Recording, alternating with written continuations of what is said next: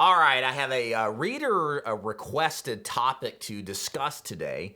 And essentially, the person who emailed me wanted me to talk about salaried insurance sales jobs to give my perspective on whether they're a good idea or a bad idea. So I've compiled a list of pros and cons to kind of help you if you're watching this because you're thinking about selling insurance, but you're wondering about, should I go straight commission or should I join an organization that's going to pay me a wage? And the purpose of this is to try to help you make that ultimate determination of which is better for you, not just in the short term, but the long term as well.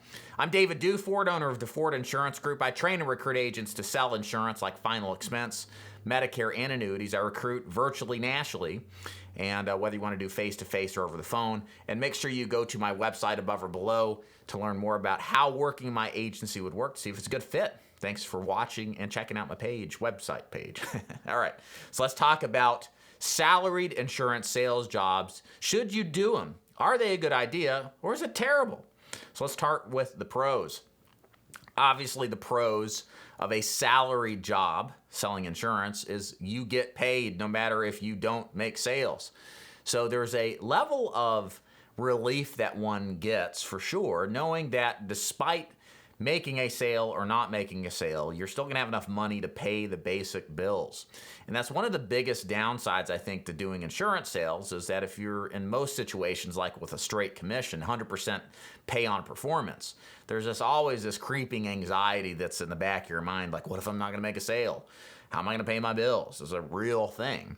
And having a salary is one way to avoid that so that you're not necessarily, stressing all the time about making sales. On the flip side, if you make a salary, I would argue you're not necessarily as inclined as a straight comp producer to go out there and make things happen. You know that at the end of the day, if I don't make sales, I know at least for a period of time I'm going to get paid. And I think to an extent, it's a detriment to your capability to perform when you know you're going to get paid. You don't have to necessarily work as hard as you really want to. Yeah, you can't get away with that forever. You're going to get fired from your job if you don't perform. But I think it does, in a sense, hamper the urgency you would see versus straight commission to make things happen, to see the people, to go the extra mile and make the sales necessary to earn your keep. And I guess that's really the only pro. I got a list of cons here, so they're coming here in a minute. It's just less stress. I mean, I can understand that. When I used to work for Aramark, I had a straight pay, or I had a salary pay, and then I made commissions on top of that. And it was nice because I had failed at a final expense and got a job at Aramark selling uniform services, and I knew I was going to get paid, and I was still motivated to go make sales, but I didn't have to make the sales, but it was nice because I had spent this last year stressing because I was on straight comp, right? So I totally understand. A lot of people think that salaries are, something that they should have and is required. And, if you feel that way, find a job like this that'll pay you like this. But let me tell you why that I think is a bad thing, why it's a con in the insurance business. It's a bad thing. When I say con, it's not a ripoff. It's just not necessarily good to be paid a salary. So first of all, if you actually are the type that works hard, sees the people as a top producer, you are essentially socializing, you're involved in a socializing scheme of your profitability. In other words, this is how I look at it. In order to pay salaries to performers that aren't performing, the money's got to come from somewhere. And of course, that always comes from sales because sales is what drives revenue. It's what drives growth. And so the salespeople out there, the top producers, are basically subsidizing the bottom people, bottom feeders or bottom producers that aren't working as hard and not making as much things happen. In other words, to put it bluntly, top performers are paying for the guys and gals who don't go out there and work and don't make as many sales. And I don't like that. I don't like the idea of me supporting people who aren't going to go do what it takes, because in many cases, maybe not all cases, people who are getting paid but aren't performing aren't worth it. And they're a drag on the people who bring the business along and drive new growth, etc. So what this comes down to is not only are you carrying their dead weight, top producer, you're also not making as much money as you could. Because it's likely if you're a top producer anywhere you go. And as soon as you get into going independent, especially in insurance sales, it's likely your income's going to go up.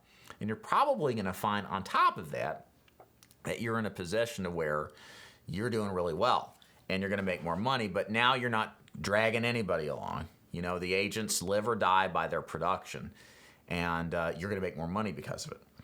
Also, the other con that I have seen with salaried positions at insurance agencies is that you're likely not vested. So if you're paid a wage, if you're paid a predictable monthly stipend or whatever it may be, you probably don't own your book of business.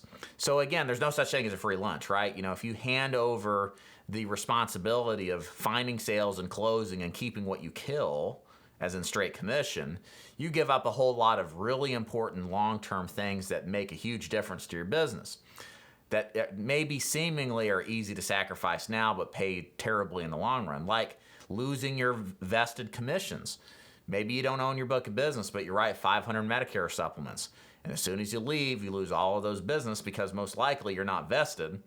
And you probably have a non-compete contract. There's a lot of these onerous contract restrictions, many times, that just prevent you from realizing the true opportunity that the business provides. So that's a big issue too as well.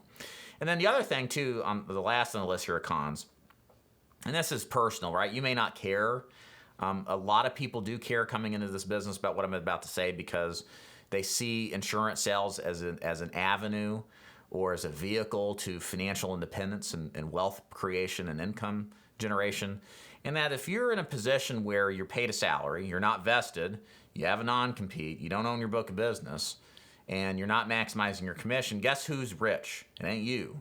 It's the guy or gal who recruited you into their agency, the agency owner.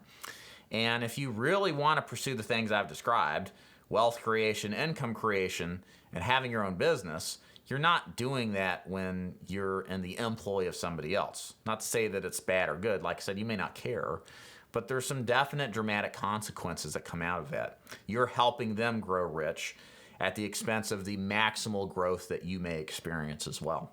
So my thoughts on this are, guys, look, if you have to have a salary to get into this business and you can find one, it's kind of tough these days, really.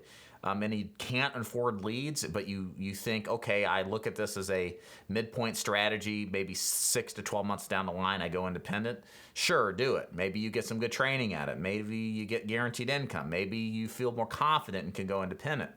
So that would be the only real reason I would justify it as kind of a stopping point or really a starting point before full independence to where you can maximize commission and truly build your business, not theirs. But beyond that, I don't really think the business of insurance sales should include a commission, because your job should be to come into this to be a top producer. I don't understand why you would want to be a marginal producer, because the truth is there's not really a big amount of percentage of agents that are average. Really what this comes down to on a Pareto principle basis, most sales organizations reflect this. The top 20% producers produce 80% of the commission dollars. That means the bottom 80% produce 20% of the commission dollars. So most people, there's not an average. It's just pitiful failure. And what your goal should be is, how do I differentiate into a top 20% producer? And the way that you do that is by massive action, investing yourself entirely in the process and burning the bridges behind you to go all in if you feel strongly about the business model in an independent / full commission type strategy. Otherwise, there's not this murky middle where, with most people, it's growth or die, essentially, is what it comes down to. So be careful when it comes to finding wages. You might find you do well, and you might find you're making not great money, but not bad money, and you might have a sense of change about the opportunity of being fully commissioned. And again, easy to say when you need money today, but if you're making $80,000 to $100,000 a year on a salary plus commission basis, that's not bad money. But maybe that same money you could be making $200,000 a year if you're a full commission. Why not make the switch? Well, the vast majority don't, because people fear losing what they already have. Very few people have the personality structure to get rid of something that's good, that's not broke, and end up staying somewhere where they're handcuffed with golden handcuffs. and know they could do better, but they make enough money and there's in this weird position, and all the while the person who hired you is loving you for making them rich. So hopefully that gives you some perspective and figuring out if you should go a salaried or full straight commission basis. I'm Dave DuFord. If you want to sell insurance on a full commission basis with one of our senior market strategies like final expense Medicare annuities, go to the links above or below. You'll learn more about how my agency does things to see if it's a good fit. And as always, thanks for watching. We'll see you next time. Y'all take care. Goodbye.